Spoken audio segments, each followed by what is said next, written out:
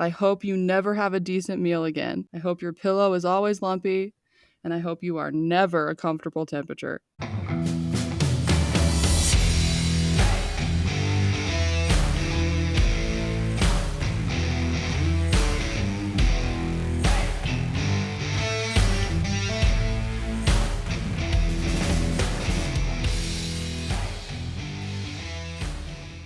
Hi, I'm Lila. And I'm Chansey. And this is For Criming Out Loud. Welcome to another episode. It is early in the morning for us to be recording today. Yeah, a little Very too early. So sorry if we're like a little bit weird, but that's okay. It's gonna be a good episode. So next week, our entire family is going camping in the bum freaking nowhere of Montana, which is lovely because I love it. And I love our little spot in Montana.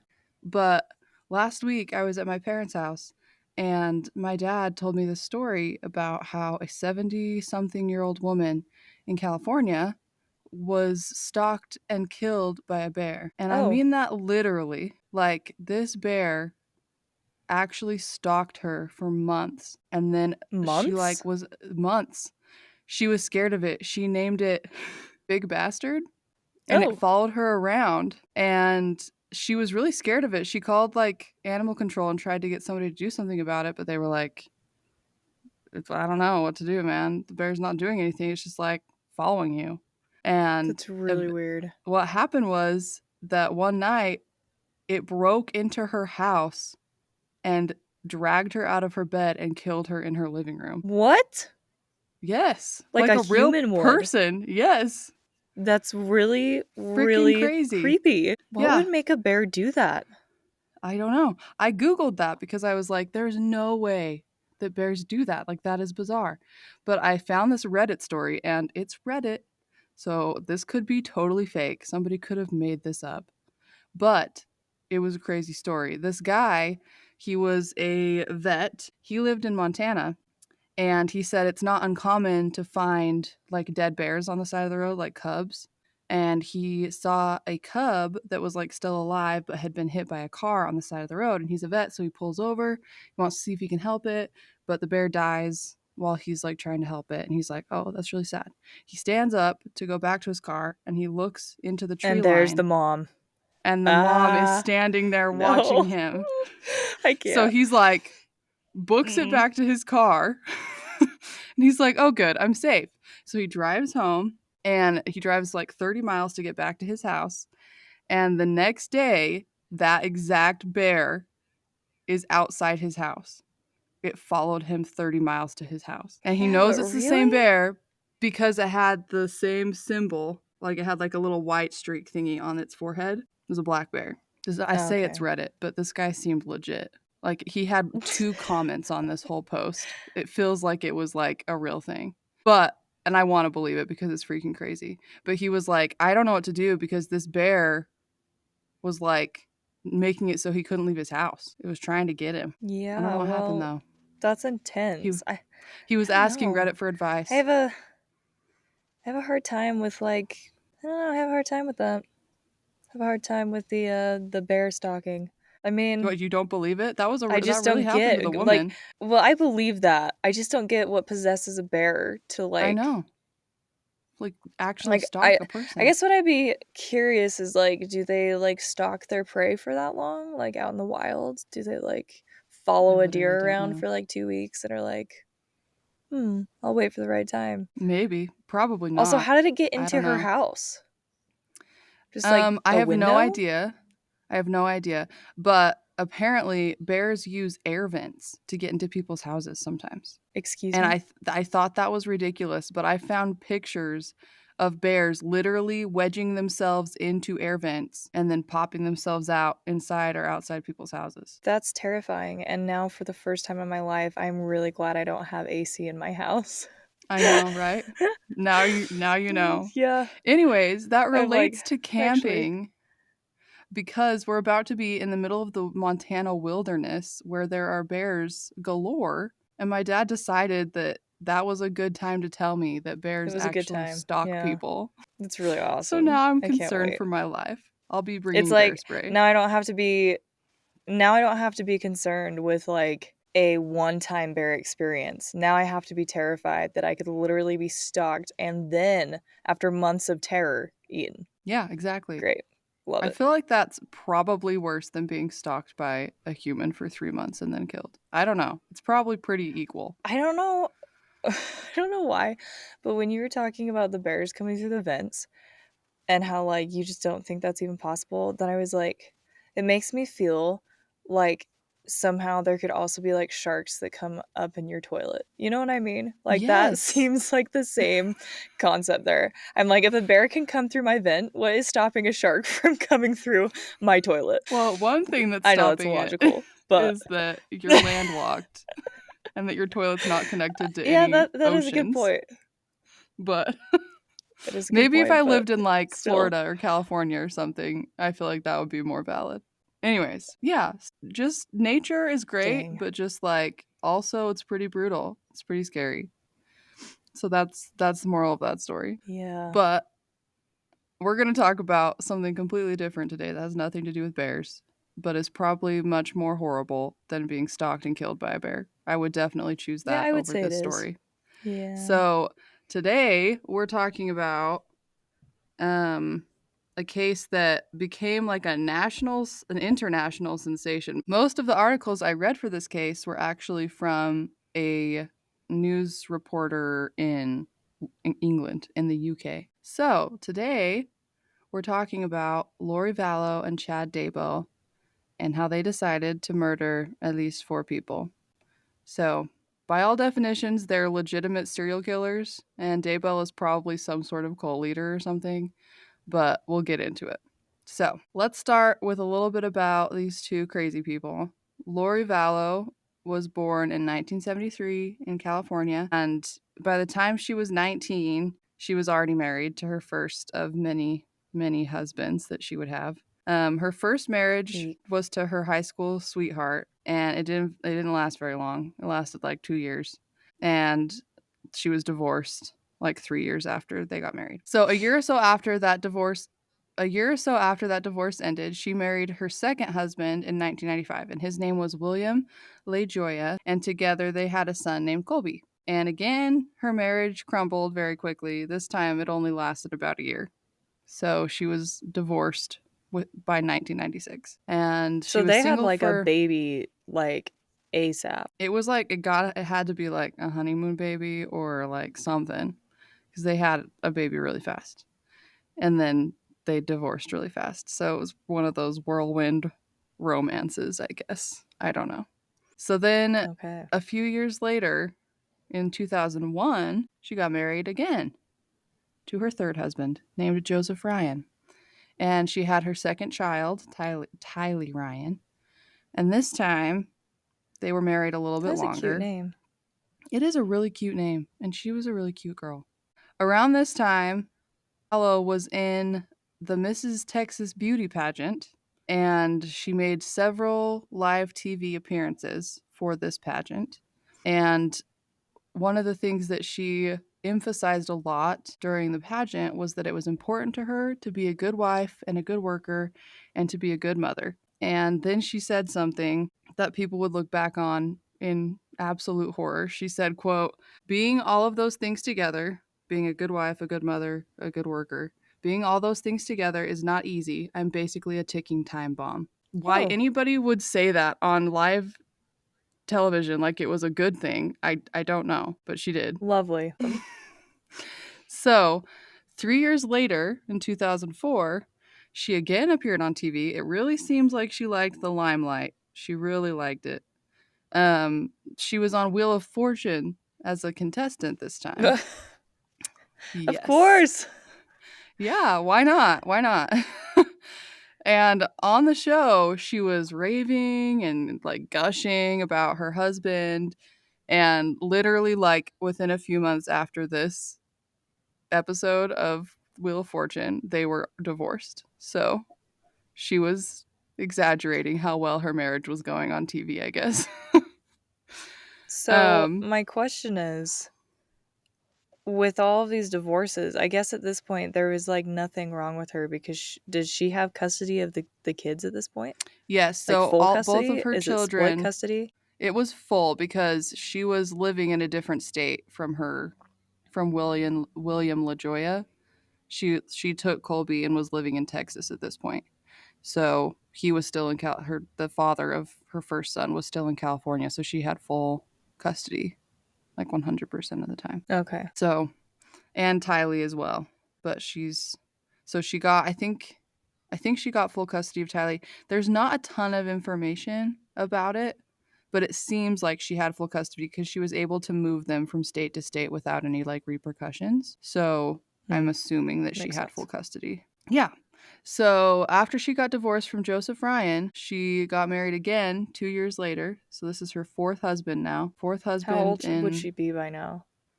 Like mid 20s? she she would be 43. So Oh, she's she's in her 40s by her fourth yeah. marriage.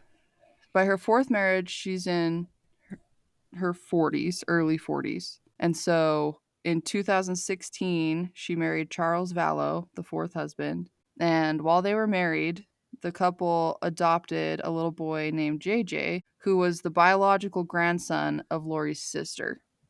So it seems like maybe her sister wasn't able or didn't want to keep custody of the child. And so Lori adopted him. I'm not sure. They didn't really say. Okay. But Hmm. the family then moved to Hawaii for a few years, and then they eventually settled in Arizona in 2017. So it's kind of this weird, I don't really know the timeline. I tried to figure it out, but at some point they lived in Hawaii and then they moved to Arizona. And at this point, Lori is married to Charles and they have all three of her children plus some children from his previous marriage. So I think Yeesh. there's like Okay. 5 or 6 And she's kids. a ticking time bomb. And Awesome. she, as in her own words, is a ticking time bomb. So in Arizona in 2017, this is where things start to go from like a little bit weird. She's been married like 4 times, which some people do. And it's like, whatever. It seems like a red flag knowing what we know about her now. So things would go from just kind of being a little bit unstable to being like completely crazy within the space of like 2 years. So while the family was living in Arizona, Vallow discovered the novels of a man named Chad Daybell. And Daybell's books were focused on his religious beliefs about the end of the world. They were doomsday novels, if you will.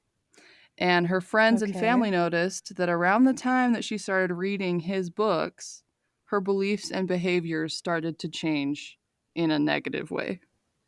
She started getting weird. And so in October of 2018, Daybell and Vallow met in person for the first time in Utah at a religious conference. And I couldn't find anything confirming that they'd planned to meet there, but it would be like a big coincidence if it wasn't planned. So I'm assuming that they'd been in contact and had decided to meet in Utah. And so it was at this point that friends would later confirm that their affair started. They were both married and they started Yuck. having this sort of weird long distance affair. It would mark the beginning of the end for these people and for a lot of people around them. So 5 months after Lori and Chad met in Utah, Charles Vallow, Lori's current fourth husband, filed for divorce. And at the time of the divorce, he cited that Lori and her religious beliefs were causing him to fear for his safety and for the safety of his children. So, just to give you Hmm. like a taste of what he's talking about, let me tell you about an incident that he reported to police before he filed for divorce. So, sometime before he filed for the divorce, Charles called the police on Lori because she was threatening to kill him and said that she believed she was a god preparing the earth for the second coming and and Oh, that she was going to kill him as part of that. yeesh. At the Okay. time, he begged police to do a mental health intervention, but she was deemed competent, and so no further action was taken against her. It always makes me wonder what I guess would deem you incompetent then. I But know. I don't know okay. if the police deemed her competent. I don't think they actually did any sort of like mental health professional trying to figure that out. I think they were just like, she seems like she's not crazy. And then that was it. So, yeah, I'd get divorced from her too. She was threatening to kill me and she was talking like a crazy person. That's what I'd do. And this is just one example of the crazy things she was starting to say and starting to like claim to believe in. Her friend, her best friend at the time, Melanie Gibbs, who would later testify in court against both Chad and Lori, she would say that Lori started Good for believing. her. I know, right? I was like, "Go, you go, girl, you go." Anyways, she would later like say that Lori started believing more and more in Daybell's weird cult-like beliefs, and apparently these were some of the things that they believed, according to Melanie Gibbs. This is what some of the things that Lori told her about what they believed. So apparently, Daybell and Vallow believed that they had lived multiple lives where they'd been together and they'd been married before, kind of like reincarnation. And apparently, in one of their previous lives together, Lori had been Daybell's daughter, not his wife. So that's gross. That's really unsettling. Super unsettling. Daybell told Lori that he had been a variety of prophets and kings from the Bible in his past lives. Oh, I'm sure. I'm sure he was. So he was like, Seems like all right. the big names. Oh, goodness. And one of the most alarming beliefs, there was this sort of like light and dark spirit ranking system that Daybell came up with. And supposedly, Daybell was able to tell just by hearing about somebody whether or not they were a light spirit or whether they'd been taken over by a dark spirit. So Lori would Oh. tell him about somebody, and then he'd be like, oh, they're possessed by a dark spirit. He'd be able to tell like how many other lives they'd lived or if they lived on a different planet apparently and Oh, all yeah. sorts of stuff. And basically Lori's best friend, Melanie Gibbs, said that anything that Daybell said, Lori believed it.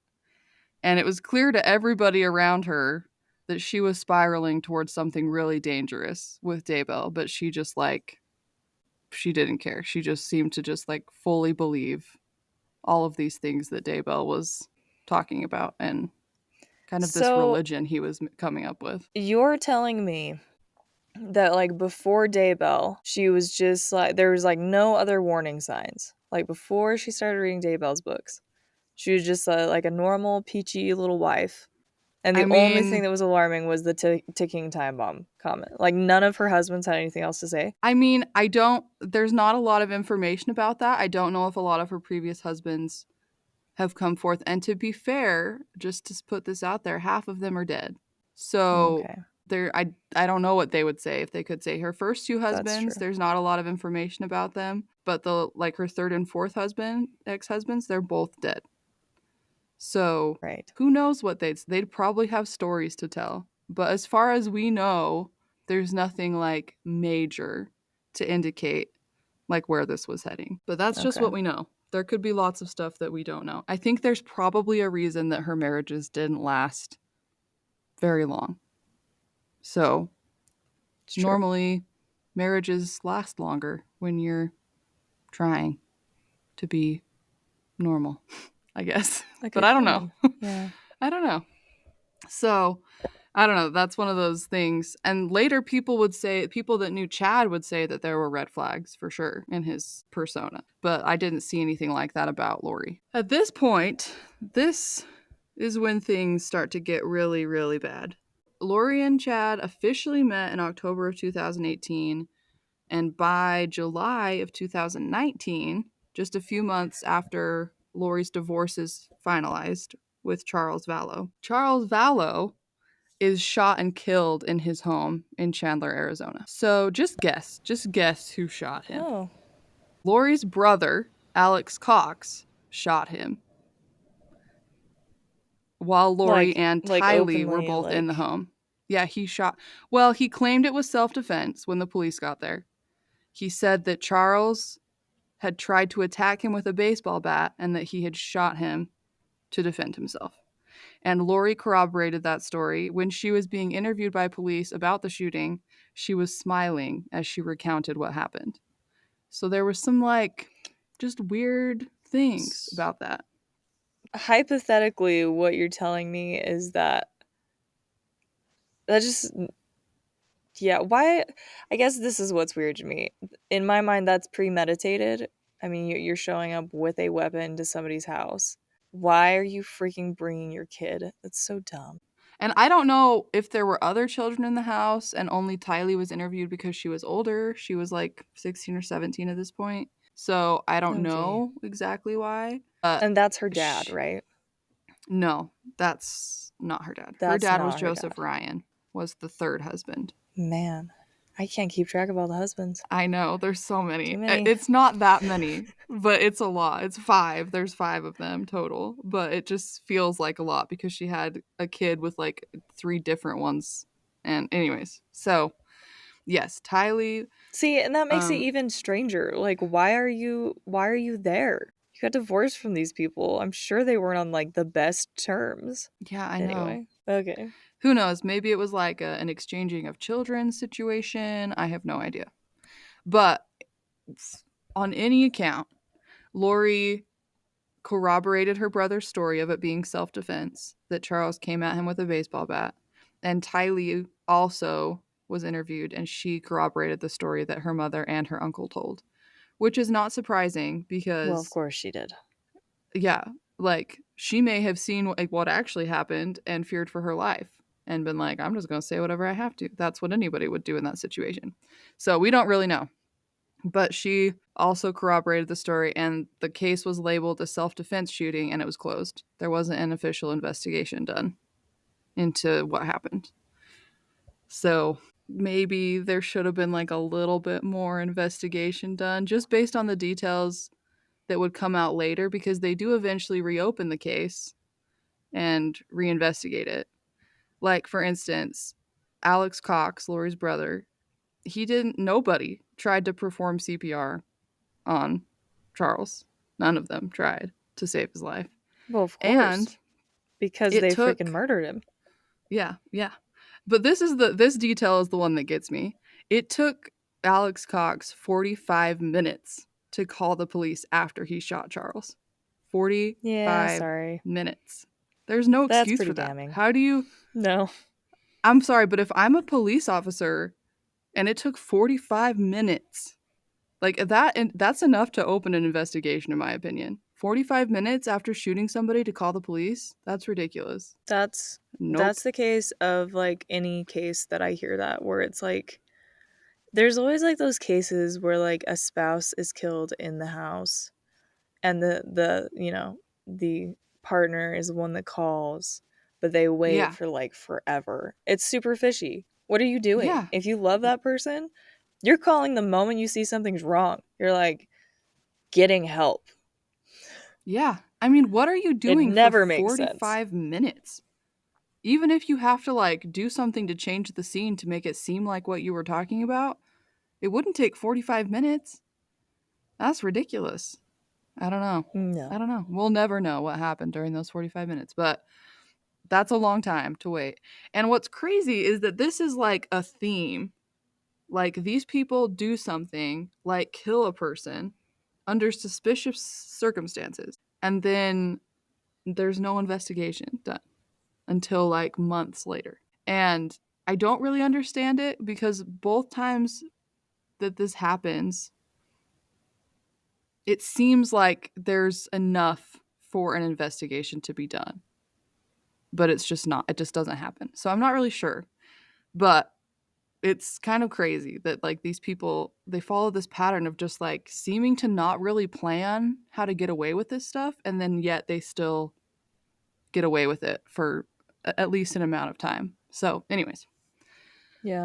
And um it's like hard because you think about with this case, like if they had been caught for the prior two issues, or at least this one at the very least, like maybe they would have been in jail instead of able to do what they do after this. yes. And I think that it probably would have prevented at least two of the coming deaths. After Charles' death slash murder, but it was officially just a death.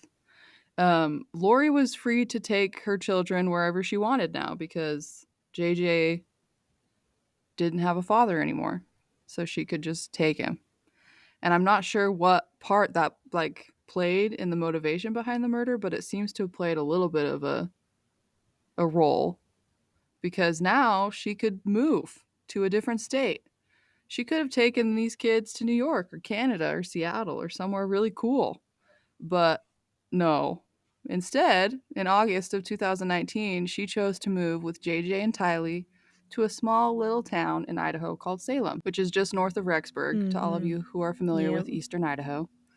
And her brother, Alex Cox, also came with her. Why she would move to this tiny little town that nobody has ever heard of ever? That would be because Chad Daybell lived there with his wife, Tammy. So freaking creepy. So creepy. She like moved states to be with this person that she was having this affair with after she killed her ex-husband. It's freaking bonkers. Yeah. So Chad Daybell and Tammy Daybell had been married since 1990. So they'd been married for like almost 30 years. And yeah, that's a long time. He didn't have 5 wives. Yeah. He just had the one. He was like attached, or he should have been. He should have been attached. 30 years of marriage you'd think would attach you more than he seemed to be attached to her. But they had lived in Springville, Utah for most of their married life before they moved to Salem, Idaho in 2015. And they had 5 children together while they were living in Utah. And their kids were a little bit older because they were older. And so some of them lived with them and some of them didn't. And some of these kids, some of their kids seemed to like kind of believe in Chad's weird cultish belief system, whatever. And some of them didn't. It's not super clear like how that played out. I don't know how like public or like open he was with his family about these beliefs, but it seems like some of his kids like believed what he was saying, according to the research I did. So I'm not sure. They weren't involved with any of the stuff that happened, but I don't know. Anyways, so on September 8th of 2019, Lori Vallow, Alex Cox, 7-year-old JJ, and 17-year-old Tylee went to Yellowstone National Park.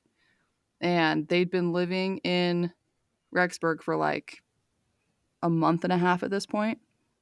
And Yellowstone National Park is only about an hour and a half away from Rexburg. And so they just took a little trip out to it to do something fun as a family, I guess. And during the excursion, photos were taken of the family, including Tylee. And this would be the last place that anybody saw Tylee alive. So this was September 8th of 2019, the very beginning of September. So the next day, they are back in Rexburg, and Alex Cox's cell phone, so this is Lori's brother, his cell phone places him in Chad Daybell's yard for about 2 hours in the morning. And that same day, Daybell texted his wife, Tammy, and told her that he had shot a raccoon and buried it in the backyard. Yeah. So that doesn't seem fishy at all. Super suspicious. Because who buries a raccoon? I don't know. Ain't nobody burying a raccoon in their backyard. He was obviously trying to explain why there was some random patch of dug up earth in his backyard. And that's what he came up with. Obviously. So it's just not a good story. Yeah, it's pretty clear that Alex Cox, who really didn't have any reason to be on Chad Daybell's property, was for some reason there digging a hole in the backyard for 2 hours in the morning. And Daybell needed an excuse, and he chose raccoon. So. All right. Stellar. These people are bonkers. I'm sorry. They're just freaking crazy. So this is the part that kills me. Because these people are these children's legal guardians, they're the people that would notice, right, if something bad happened. But they're the people that are responsible for all these horrible things. So nobody's calling the police saying that these children are missing because they don't know if they're missing or not. And so 2 weeks go by. nobody hears from Tylee, but it's not that weird because she just moved to a completely new state. She doesn't know anybody. So nobody notices that she's just not seen for like 2 Like, not weeks. even the school is like, this child hasn't attended our school in 2 weeks.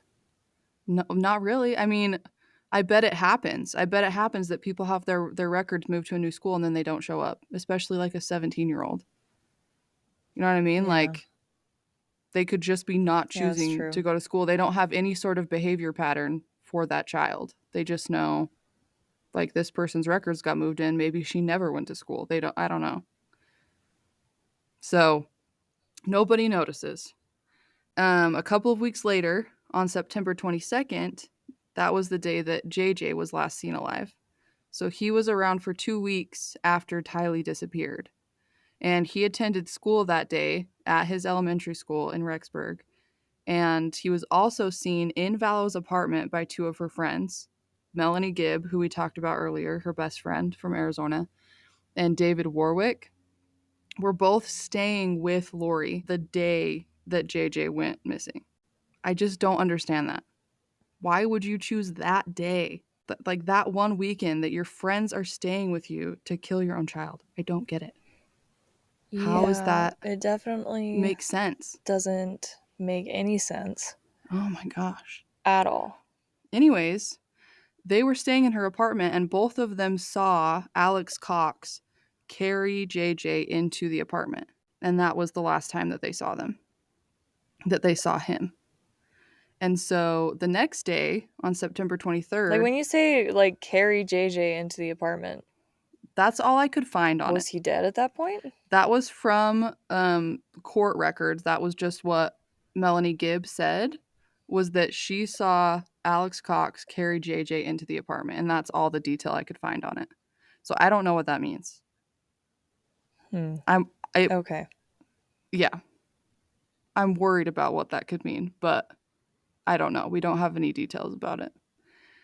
The next day, Vallow would like just tell her friends of her own volition that JJ had been taken away because he was a zombie.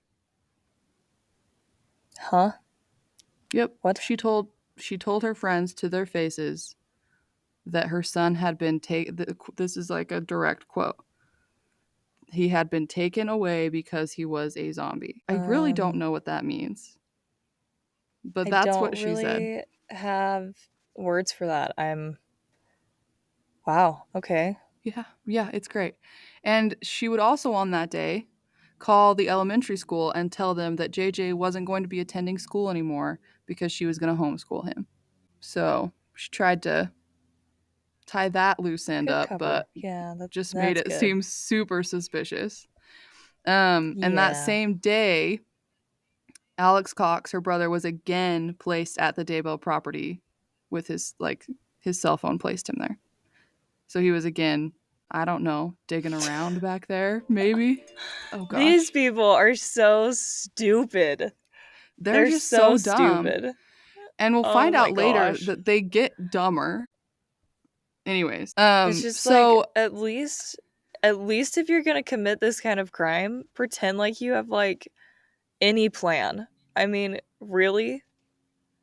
Whatever. I'm glad they didn't, but they're so yeah, straight up dumb. seriously. Anyways, nobody reported these children missing for like months, basically. And in the meantime, the craziness wasn't over.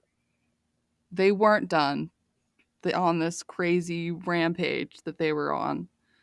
So on October 2nd, back in Arizona, Vallow's niece's husband, Brandon Boudreaux, he got shot at in a drive-by shooting, and he luckily wasn't injured, but the car that was involved in the incident was identified to be Charles Vallow's car, which means that it was probably related to Lori Vallow somehow. Somehow she was involved in this drive-by Yeah. shooting. I don't know how.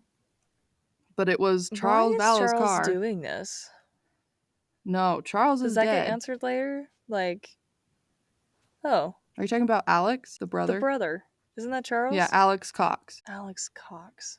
Okay. Mm-hmm. Okay. Alex Sorry, I'm Cox mixing up my names. shot Charles Vallow. There's a lot of names in this case, and I feel like they're all really similar. Okay. Yeah, And you're so saying this Alex was the Cox niece shot of Charles Charles Vallow. Vallow? This is Lori's niece's husband. I don't know why this man was Okay. targeted. I don't understand. What a But vague somehow he relation. knew Lori and he got shot Okay. at for some reason by somebody driving Charles Vallow's car. And Charles Vallow is dead. And he's dead at this point. Yes. Gotcha. He's been dead for months now. So Okay. somebody was driving his car with his license plate. So I'm And not we can sure who it assume was. it was We one of don't know two who it people. was. But it was probably Lori or Alex driving the car. Okay. There we go. Or Sorry, I didn't mean to potentially mix you Daybell. up It there. could have been Daybell. No, it's okay. So that was October 2nd. On October 9th, back in Idaho, Tammy Daybell, Chad's wife, she called 911 because back in Idaho on October 9th, Tammy Daybell called 911 after someone shot at her with a paint gun while she was in her driveway. So something weird was happening. And then 10 days later, she died in her sleep at age 49, and her death was ruled to be from natural causes. What? I'm not Why sure would how you those shoot at two somebody with a things are paintball related. gun? I don't know. There's no, like, this instance where she calls 911 about the paintball gun. It's in like every article I read, but I don't see a connection. Like nobody ever connects it to Chad Daybell and Lori Vallow. So I don't know that it was them, but Well, they it's just hard too mention it. because it's like that's like not life-threatening at all. You can't die No, by paintball gun. no. I I mean, you mean, probably you could could, but be injured, but yeah, exactly. And like, it is suspicious that she called the police about somebody like being kind of violent in like a non-murdery way, and then 10 days yeah, later she dies. But I feel like right, yeah, it might just be a coincidence. I'm not sure. There's no evidence saying that the okay. people shooting paintball guns were the people that killed her, you know. But at the time that she died, her death was ruled to be from natural causes. Of course. Later in the trials, the coroner would say that she would testify and she would say that she was brand new, that she was the only person. She responded with police officers, but she was like the only person there. There wasn't anybody like more trained or qualified there. And so when there were some things that she didn't like, she just didn't think to ask about at the time. And so nothing was done about it. She didn't do an autopsy because it looked like it was from natural causes. And so Hmm. no autopsy was done at that time.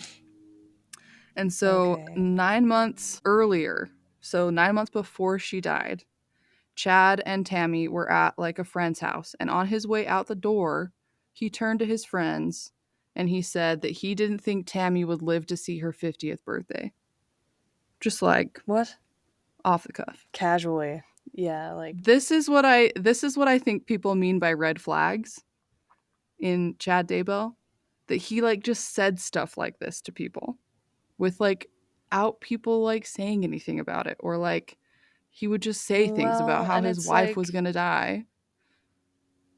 it's weird because it's like people don't typically die before 50. Like I know. most people are still pretty healthy by like that's not midlife, but close to it. Like It's 45 pretty is like mid. middle of your life. Exactly. And So, Tammy's like Tammy was in good health. There was no reason for him to say anything like that. She was very fit. She was healthy. Like there was no like health conditions or anything like that that would make it so that he would even have a reason to say something like that. Like he just said it out of the blue. I don't know why he I'm would say assuming like that. she wasn't there No, she had or she walked out in was right front of there. him and then he just And said so he it. kind of like turns around and was like, Yeah. "That's the last time you're going to see your friend. Bye." That's basically, yeah. And so What a just weird weird thing to stuff like do. that happened before her death, her seemingly natural death at age 49. So another weird thing is that Chad literally scheduled her funeral for the day after she died. So like her funeral was the next day. She died in the nighttime and her funeral was the next day. One day I later. mean, it's pretty typical that it's only a couple days later, right? Like Yes, but usually it like but one day is a little fast. But also, like my mind goes to like he couldn't have made those arrangements until she was actually dead no, though. you'd think. And I didn't see anything about there being funeral arrangements made before her death. So I'm assuming that it happened pretty quickly But he was after her just like death. well prepared. But he was ready for it. And she wasn't buried in Idaho. She was buried in Springville, Utah, where her family lived. So the funeral took place in Utah. So that Which would even I take mean, longer, usually, to get yeah. all of that arranged. I mean, it makes But it sense that didn't. she's buried there, I guess, too, but Yeah. I think I they like guess. had always planned that. Like I think that was just what the plan had always been. But that wasn't even the weirdest part of what happened at, like with the funeral. Friends and family would later comment that Chad was weird at the funeral.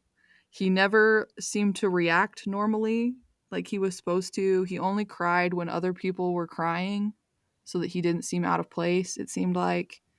And he during his talk at the funeral service, he said some really like mean things about Tammy. He said like she wasn't easy to live with Oh. and that she was lazy and that she had depression What? and like he just kind of was just kind of cruel about her.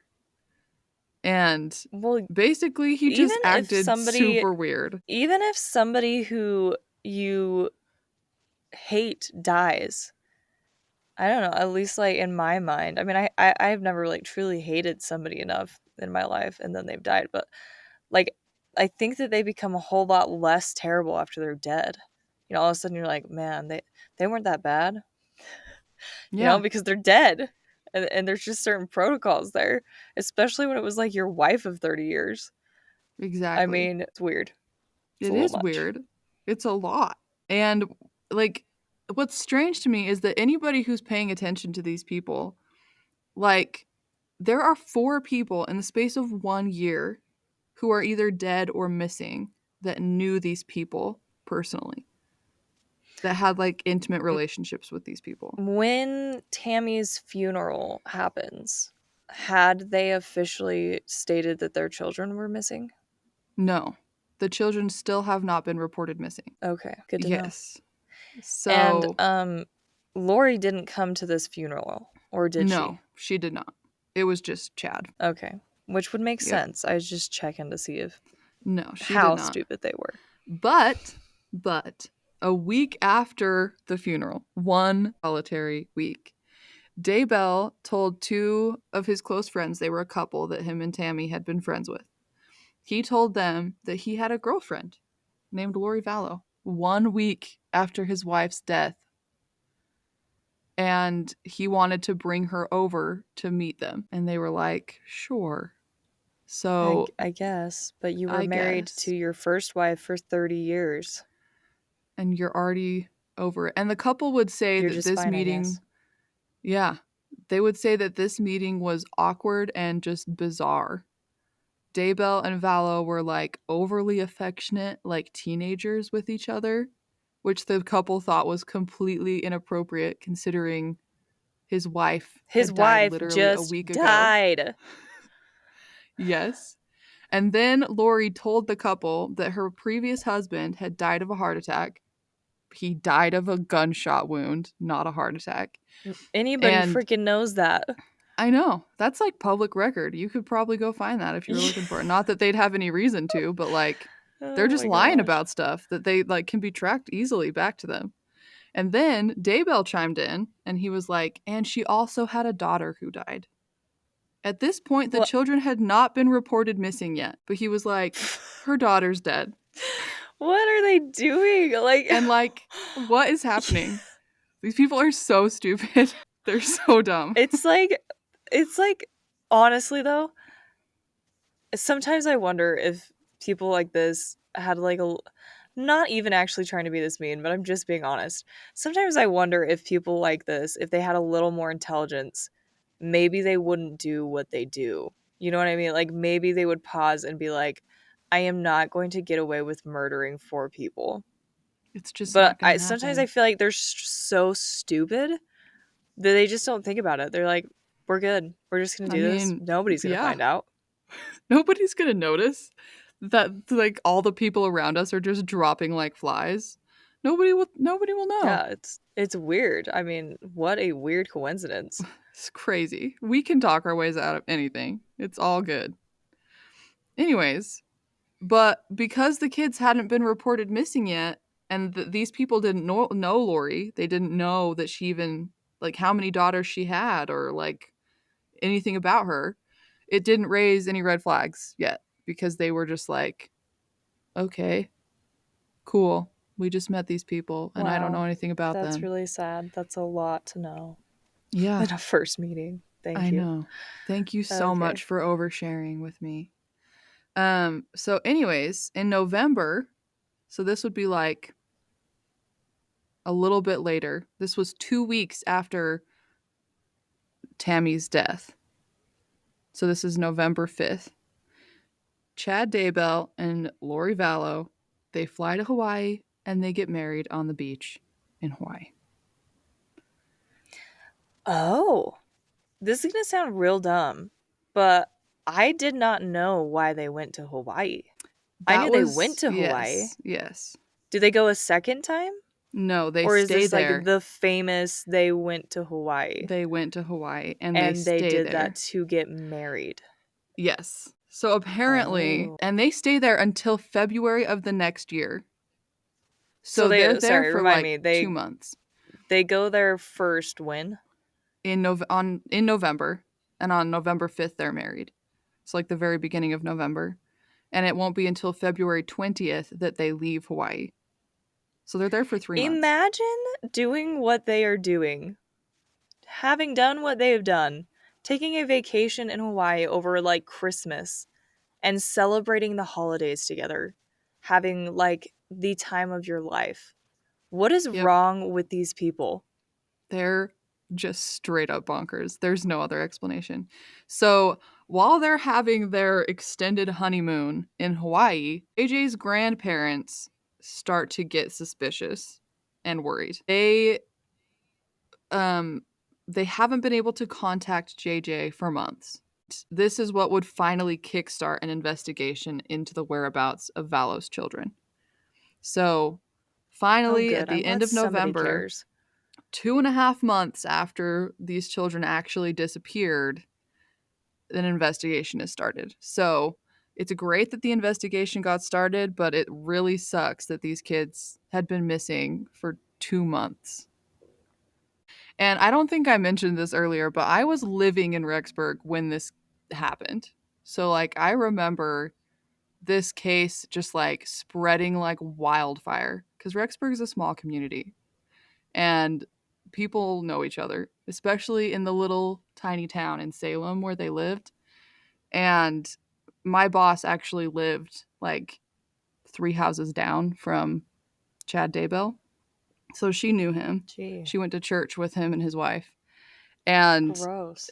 it's just like, and yeah, it's just a crazy like coincidence that I don't know that I was there, but I just remember how people it was all people could talk about. There were like JJ and Tylee stickers everywhere and posters everywhere, and it was just all that people could talk about for months. And which makes sense. And Yeah, I people were bet. trying to like help. They were trying to find these kids and hoping that they were still alive somewhere. But like for instance, police were like tracking down every lead they could to try and find these kids. And what makes it worse is that they didn't know where Chad or Lori were. Nobody knew where they were. They hadn't told anybody that they were going to Hawaii. So not only could they not find their kids, they couldn't actually find Chad and Lori to ask them where the kids were. So they had to like just track down any lead to find either set of people. And so they like, my roommate at the time was on nanny.com and she had actually applied to be JJ's nanny. And so the police contacted her about if she had like heard from Lori about the nannying or if she had seen JJ, and she hadn't. Dang. But like they contacted her. They were just trying to find any potential person Yeah. that may have known about Digging or seen anywhere. them. Yeah. And while this investigation was happening and while the newlywed Daybells were just living the life in Hawaii, back in Idaho, Alex Cox, Lori's brother, he died of natural causes on December 11th. Of natural causes. Yeah. Yes, and still to this day, his death They actually is think that. ruled natural causes. I don't think that's what happened. Maybe I'm crazy. I personally think that he committed suicide. I His personally think that karma's a real thing. And even if he his didn't yeah. do that, it came to bite you in the butt, didn't it, bud? And the reason that I think that, his wife testified in court at Chad Daybell's trial that Alex Cox was like a diehard believer of Chad Daybell and his cultish religion thing, and that he would have done anything that Daybell asked him. And when Chad and Lori went to Hawaii, they cut contact with everybody, including Alex. And his wife testified that he got multiple phone calls from them while they were in Hawaii that basically led Alex to believe that he was going to be their fall guy. He thought he was going to take the blame for what happened with the Well, deaths. and yeah, he probably was because he did all of the dirty Yes. work. And What I do you don't like, expect? because he died, we don't know what his role was in the deaths of these people. We know that he killed Charles Vallow, Lori's fourth ex-husband. We Mm-hmm. know that she killed him. I mean, that he Yeah. killed him. He claimed it was self-defense, but he was there's no denying that he shot him. But we don't know Mm-hmm. how involved he was in the rest of the deaths. There's no, because he's dead. There's no proof. And the weird thing about Alex Cox's death was that they did, during an autopsy, they did find that he had a blood clot in his lungs. That's what they think killed him. But he also had an Interesting. overdose of naloxone in his system, which What is, is naloxone? that was my question too. I was like, I don't know what that is. So I looked it up, and it is an opioid overdose reversal drug. So they I don't. mention that he had naloxone in his system. They don't mention that he had opioids in his system. So it's weird that he would have naloxone in his system. Can you Because like OD on naloxone if you don't have I always want to say opioids. opioids. Opioids in your system. If you don't have opioids in your system, can naloxone make you OD? I think it can. I don't know that he had enough to kill him. It did say that he had an overdose of the naloxone, but that was not labeled as his cause of death. So I don't It know. was the blood clot in his lung. It was apparently the blood clot that was found in his lungs. So that's why his death is listed as natural. I don't Hmm. know. I think it's strange that he has an overdose of anything in his system. So I don't Yeah, know. I But it mean, seems odd that he was like gonna be taking the blame for murders. And then all of a sudden he just right. dies in the middle of this investigation. It's just weird. It's a So, bit much.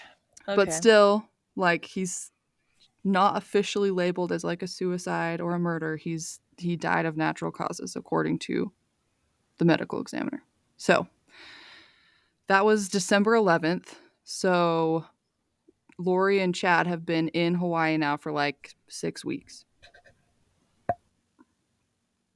So after Alex Cox's death, police still had no idea where Vallow and Daybell were, and they wouldn't locate them until the end of January 2020. So after they'd already been in Hawaii for 3 months, would they like find them? So that's just insane to me, but it took them 3 months. I don't know. So they weren't able to locate Chad and Lori until January 25th of 2020, which is 3 full months after they went to Hawaii. Wow. So, That's a long time to not know where. yeah, Aren't and like flight records like a thing? Ooh. Can you pull up the fact that they went on a flight? I mean technically yes. You should be able through financial records to be able to track exactly what they bought, but I have no idea, like I don't know. There's no details about why it took them that long. I have no idea. But I feel like in a police investigation, they should also have like access to records in an airport. Like a database that's like what people flew out in this time. Like, did these people fly out in a time period? You know what I mean? That should be a I thing. mean, yeah, that should be a thing. It's not a thing, but it would be nice if it was a thing. And also, like, Lori and Chad, they were in Hawaii for about 3 weeks before the kids were reported missing. So police were actually only looking for them for about 2 months. But still, that's a hefty amount of time. But we also have to remember Yeah. that this is like a really small town in Idaho. They have limited knowledge and resources for dealing with this kind of situation. I don't think this has ever happened in anywhere, but let alone small town Idaho. I don't think they knew how to handle this, which is why they got the FBI involved later. But it's just Yeah. like a lot for them to do. So just to be fair to them, like that's a lot to try and figure out how to do. And I don't know why it was so difficult. There could be a very valid reason why it was hard to find them. They could have used fake names or paid cash or something. You know what I mean? Like I don't know. It could Yeah, have that's true. just been totally like they did it as quickly as they could. But immediately upon finding them on January 25th of 2020, police served a court order to Lori Vallow that compelled her to physically produce her children to the Rexburg police within 5 days of the order, or she would be arrested. And those 5 days came and went with no response from Vallow. She didn't bother to give the Rexburg police a call and be like, my kids are with my mother or anything like that. Just She something. just Yeah. she just kept partying in Hawaii with her new husband. She didn't bother to do anything about that court order. So a month later, on February 21st, police extradited her back to Idaho and charged her with child desertion and abandonment because they still didn't know where the kids were. But she couldn't produce them. She could not tell the police where they were. And Well, what did she say at this point? Like, what is she she didn't. saying to them? She's got to have some So excuse. she does have some excuse, but they're just that excuses. When she's taken into custody, police they interview her, they're trying to figure out where these kids are, and she comes up with a myriad of different stories about where the kids are. They're with her friends in Arizona, and then the police will track down her friends that she says they're with, and they'll be like, no, they're not here. And then they'll go back and she'll be like, oh, they're with my family in California. And then the police will track down her family and the kids aren't there. And she just like sends them on these wild goose chases because she can't actually tell them where they are. Which makes no sense. Like, all I'm going to say is, like, obviously, like, something more is going on here. Like, from the first time that it's a wild goose chase and they're not there, obviously she's, like, hiding something. Oh, for And not that sure. the police can do anything about that. I mean, they still have to follow those leads. They're doing their jobs. But it's, like, stupid because it's like, okay, lady, obviously you're lying to our faces. Mm-hmm. Just tell us what is going on here. Yeah, super frustrating for them. And like obviously they're still investigating other avenues without her help, Yeah. but it's just like annoying that she wouldn't just be like, "Okay, I'm caught. So this is what happened." I wish people would just do that. I wish criminals would just do that because that's where it's ending up anyways. That's the logical path where this story ends. But you're just too dumb to like recognize that or to like just be logical about it. Anyways, so they also charged her with resisting officers, criminal solicitation to commit a crime, and contempt of court. And she was held on $5 million bond. So this is just like a funny little side note here, but at this point, Chad Daybell comes back to Idaho, and him and Lori are having like 10 or 12 phone calls a day, which the police are allowing because they're hoping that something gets They'll said. slip up. Yeah. Yeah. And they have all these code words for things like Lori will ask if the project is done or if the blueprints are ready. And like they're They trying thought to they were be so exactly. sly. Exactly. How obvious can you be though? Like that's not even an actual code word. It's like it's so obvious. It's just Please. ridiculous. Oh my And gosh. Chad Daybell had the gall. You know that couple that he went and introduced Lori to after like a week after Tammy's death? He went Yeah. back to them after Lori was in prison and asked them to put their house up as collateral so that he could get Lori out of prison because she wasn't handling it well. Yeah. And also, will you just like make sure not to tell the police that like we totally told you that her daughter was dead way before like any of this Anybody knew she happened? was Just dead? Yeah. keep that on the down low, will you? Yes. So they're just straight up bonkers. And it was actually found that, like, one of their phone calls, because they're all recorded, obviously, Daybell said to Lori that there was a 3% chance that this would go badly. A 3% 3? chance. 3%. That's it. You're And then thinking 3% is all you yes, got. yes. And then she kept saying, I just need you to tell me that everything's going to be okay. And then he'd be like, everything's going to be okay. And then she'd be like, how do you know Honey, that? And then he'd be like, it's been shown to me. I've seen it. As honey, you what? murdered your children and you have no good excuses for it. We have no alibis. And there's 2 graves in my backyard, but don't you worry about it, honey. There's a 3% chance that anything goes wrong. Exactly. Exactly. So I don't know. I don't know what they were thinking. They were thinking with their crazy minds. I have no idea. So it wouldn't be until June 9th in 2020 that police would finally locate JJ and Tylee, and unfortunately, they wouldn't be found alive. So on June 9th, authorities had a warrant to search Daybell's property, and they found the remains of 2 bodies. And I remember this day because I was working as a flower delivery driver at the time, and I was out working, delivering flowers, just living my life, and I saw 3 or 4 helicopters like flying towards northern Rexburg, and I was like, "Oh my gosh, they found something." And it was just like one of those weird, like, nobody knew what they found for a few days until they arrested Chad Daybell, but I remember like there were helicopters and there were tons of police cars and FBI, like those black SUVs just like all over town. And it was pretty like Stranger Things almost, but not like that. Stranger Things. Something's Stranger up. Things. But nobody really knew what happened during the search warrant. They just knew that they'd found something because they were on the property for a while. And a few days later, they would announce that they had discovered the remains of 2 people and that they had confirmed those remains to belong to the missing children, JJ and Tylee. So, just as a warning to anybody listening that doesn't really want to hear anything super graphic, I'm just going to talk about some stuff that you probably don't want to hear for the next like 45 seconds. So just skip ahead a little bit if you don't want to hear this part. JJ's body was found buried in a black plastic bag wrapped in duct tape near a tree in the Daybell's backyard.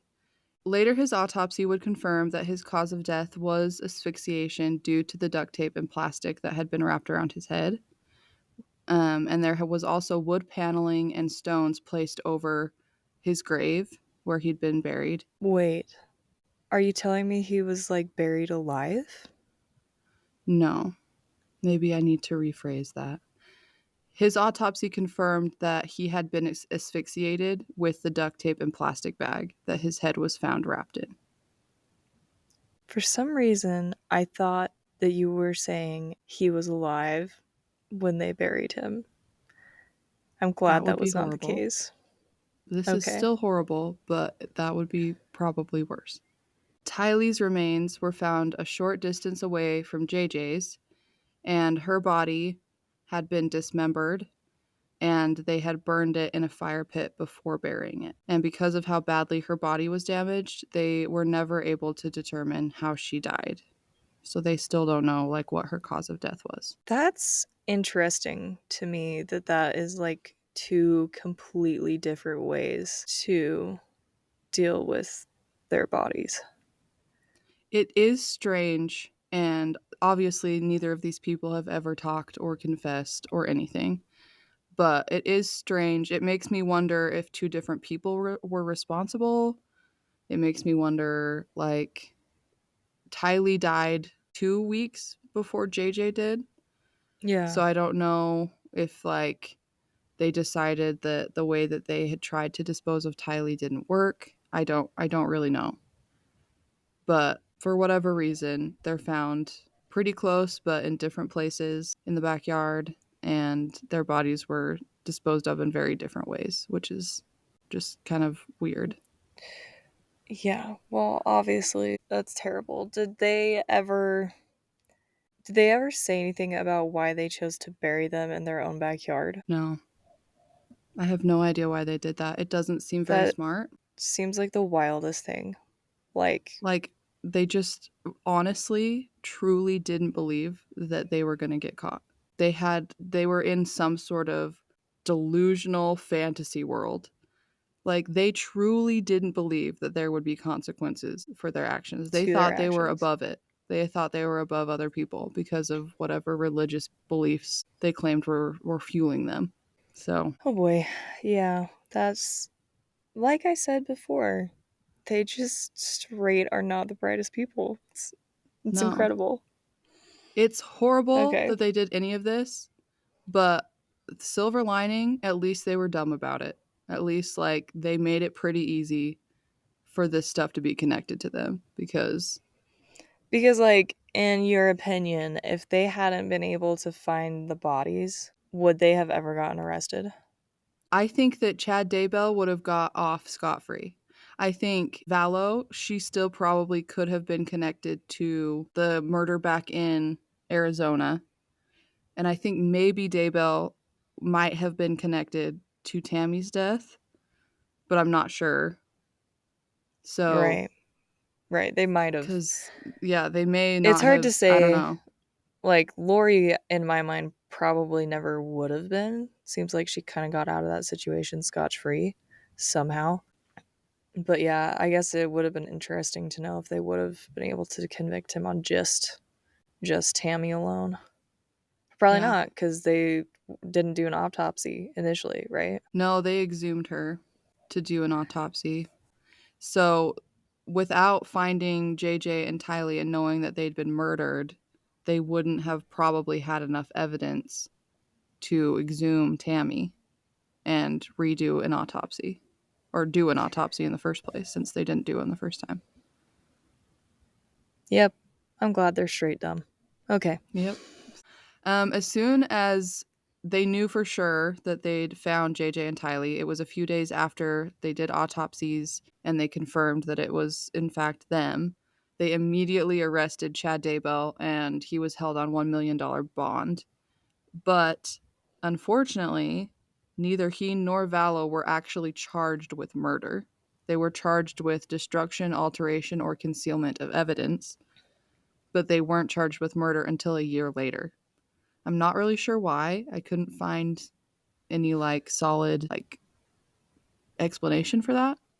But maybe we can just assume that they had them and they weren't going anywhere and so they were going to do like a thorough investigation of what happened and it took them a year to kind of put everything together and get charges in order so that they could stick them with whatever they could stick them with and they wanted to be thorough before they did that, but I'm not sure. Yeah. Well, and it's not like uncommon for, for criminal cases to take forever. Like, it's a pretty easy thing. Like, straight up, they're like hiding dead bodies. So, like, that's easy to charge them with. But Yep. I agree, like, gathering enough evidence to definitively say that it was them that killed those children, their children, is an Yep. entirely different thing. Yes, and I think authorities were very smart about this because they knew that they had them, that they were in jail and they weren't going to go anywhere, and they decided to be like as thorough as possible so that when they brought this to trial, there would be nothing that had been unaccounted for. They wanted to make sure that like all the T's and I's had been dotted and crossed, and they were going to be ready to win in trial no matter what. And so that's probably why it took a year for them to actually charge them with anything related to the murders, but it all worked out. On May 24th, they charged Daybell and Vallow with first-degree murder, conspiracy, and grand theft auto in regards to JJ and Tylee's deaths. I'm not really sure what the grand theft auto charge is for. I couldn't find an explanation for Is that. that the car that belonged to the person they killed? I don't think so because those charges are directly linked to JJ and Tylee's deaths. That's not for the drive-by shooting because that's a different It's an entirely charge different because it'll be thing. in a different state. So I'm not really sure what that is, and there's not really an explanation for it that I could find. I probably could have if I listened to the whole trial, but I didn't. So there's probably a reason for it, but I couldn't find it in like any news articles or anything. And then they were also charged with first-degree murder and conspiracy in regards to Tammy's death. And a few days after Lori Vallow was charged, she was ruled unfit to stand trial, and she had to be committed to a psychiatric facility to get treatment because she was apparently not in a state of mind to go to trial. So I couldn't figure out how long she was in psychiatric treatment, but she was in it for a while before they decided that she was fit enough to stand trial. And then a month after the charges were finally given, Vallow was also charged with conspiring to murder her ex-husband, Charles Vallow, in Arizona. So Vallow got extra charges for that. And both of them were also charged eventually with that attempted shooting of Brandon Boudreaux. Boudreaux. It's French. There's like 45 syllables in there. Is there an X at the end? Yes. Yep. For anybody out there, maybe you can tell me how it's supposed to be pronounced because I couldn't find it on the internets. Boudreaux. I think it's Boudreaux or Boudreaux or Boudreaux. I don't know. Boro. Boudreaux. I don't know. Boudreaux. It's a really cool last name. I just wish I knew how to pronounce it. Anyways, they were charged with attempting to kill him, basically. And at this point in the investigation, they were basically wrapped up with all of that stuff, and authorities were focusing on trying to get things to trial. A judge was assigned, and people were just glad that they were going to be able to get these people off the streets for good. And it would take about like 2-3 years. It would take 3 years for the trials to take place. So, on April 3rd, 2023, 3 years after the charges finally were given, Vallow's trial took place, and it lasted for about 5 weeks. And during that time, the jury heard all about everything that had happened to the children, how they'd been found, and the schemes of Vallow and Daybell and her brother, and how they'd basically planned to kill all 3 victims as a part of their doomsday beliefs, but also so they could collect life insurance money and Social Security benefits from their victims. This is, to me, very interesting because everybody focuses on like how these were just like fanatical religious people who were just doing this because they believed that these children were zombies. Personally, I think that money was much more of a motivator than their religious beliefs were. I think they used that. I think Chad Daybell used that to kind of orchestrate things, but I think he wanted the money because he would actually end up getting like almost $500,000 in life insurance money. So it's interesting to me that the focus of this case is so like narrowed in on their craziness, and it makes sense because it is crazy that they believe in zombies and that they're gods and that they've had multiple lives and whatever. But it's also probably not the reason that Daybell and Vallow and Cox orchestrated this whole thing. There was money involved. So, interesting. Interesting to think about. Anyways, so after the trial was over, the jury deliberated for 1 day and they found Vallow guilty on all charges. And I forgot to mention this earlier, but Vallow and Daybell had separate trials. Vallow was sentenced to 5 life terms without the possibility of parole, so that's great. I'm glad she's rotting in Nice. prison somewhere, especially because she seemed to hate it so much. She complained about it all the Yeah. time on her calls with Daybell. There were so many where she was just like, just tell me I'm going to get out of here. And he was like, you will. No, you won't. You're rotting in there for Rot. freaking ever, lady. You Rot killed your forever. kids. I hope you never have a decent meal again. I hope your pillow is always lumpy.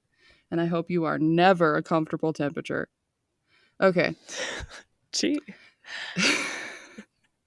On November 29th, 2023, a judge ruled that Daybell's trial would be live streamed. You can watch the whole thing. It's public.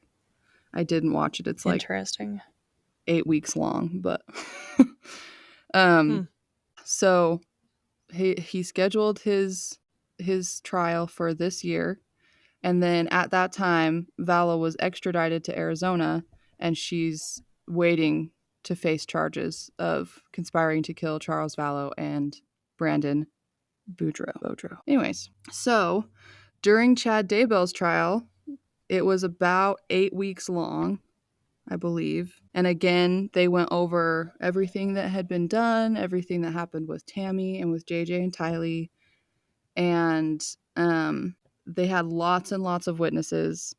Like literally everybody testified against these people, their family, their friends, anybody who knew them, anybody that had been slightly involved in the investigation. Like, for instance, Lori's first son, Colby, he testified against her in court. So there was like literally not a single person in their lives who was on their side, which just makes me very happy that they did not have anybody supporting them, because they don't deserve really that. goes to show what kind of garbage they were. Truly. So after the 8-week trial was over, the jury deliberated and they found him guilty on all charges. And he was also sentenced to 5 life terms with no possibility of parole. So both of them are rotting in prison. And Chad Daybell's trial literally just ended like a month ago. So yeah, that's pretty crazy. I was like, It's I knew that pretty one recent was news. recent. Yep. And during Chad Daybell's trial, there were witnesses that were allowed to give victim impact statements. And I'm just going to read a little bit about each of the victims just so that we have something good to end on about these people. So JJ's grandmother, she talked about how smart and compassionate JJ was and how she was grief-stricken that she wouldn't be able to make new memories with him and that he would never grow up to have the life he deserved. And she said, quote, "The constant question remains, who would he have become? Would he be a famous scientist with incredible math skills? What would his amazing imagination have bloomed into? Would he have become the next Albert Einstein, Steve Jobs, Tim Burton, or Elon Musk? We will never know, but we do know how incredibly special he was to us." So JJ seemed like That's a really good sweet. kid. Yeah. And for Tylee's aunt gave her impact statement because unfortunately Tylee didn't have a lot of family. I didn't mention this earlier because it wasn't like super relevant to the case, but Tylee's father had actually died about 6 months before any of this happened. So she hadn't been in close contact with him since her mom had divorced him. And that was like of actual like natural causes. Yeah, they actually went back and investigated his death to make sure that it had nothing to do with this, but he actually died of a heart attack. He was a little bit older than any of Lori's other husbands had been, so it wasn't like out of the question for him to have a heart attack, but they did investigate it just in case. So her aunt had come because she didn't really have any other family. And her aunt said that Tylee was very intelligent and clever and that she had the voice of an angel, that she loved to walk around the house singing, and that they had always connected on pop culture. and that she was just like her dad, that she liked facts and figures, and that she was an analyst at heart, and that she was sweet and very genuine. So that's how her aunt described Tylee. And Tylee just seemed like all around a really good kid. She had a really tight relationship with JJ. People often said that she was like a second mom to him because of how close they were and how much she cared about him. So that's adds a whole other layer of horrible to that. But about Tammy, her sister Samantha did her victim impact statement, and she said that her sister would be alive, smiling, and with her family and friends, taking care of her animals and doting on her grandchildren if she'd still been there. And then she said, it is a cruel world that has taken her from us. We need to feel some peace for the first time in 5 years. I miss my sister every day. I will grieve for her for the rest of my life, and I speak for her now because she needs a voice, end quote. So all three of these people were just very cruelly taken with no real motivation from their families and loved ones. And they had lots of life left to live, especially these two kids. And it's really sad how things ended, but it's great that they were able to get some justice and that their families have some peace, just like Tammy's sister said. So, yeah, that is the Chad Daybell and Lori Vallow monstrosity. Sometimes I think about like the Daybell children. I mean, there's no way that it wasn't shocking to them what happened to their mom and that it came at the hands of their dad. And sometimes I think that's one of the biggest like tragedies in this case is like they were like victims just like JJ and Tylee were, in a different way though, obviously. The family of Lori Vallow released a statement, like a general, we all agree on this statement after the trial. And basically that's what she said, was that they were all victims in a different way, and that none of them like backed their sibling, and that they were relieved with the verdict and were glad that the families had peace and that they could have peace. And it is interesting to think about, like, it's not just the victims and the victims' families that are impacted by this. It's also the families of the people who do this a lot of the time have like a completely different set of trauma and backlash that they have to deal with, and it's just horrible. In a way that's like a lot harder to deal with, you know?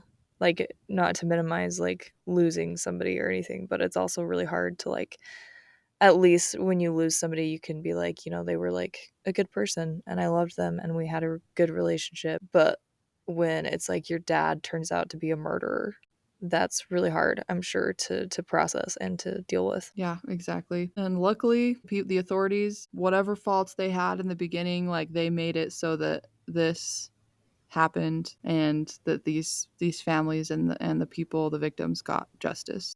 Yeah. Yep. They did good. They did very well.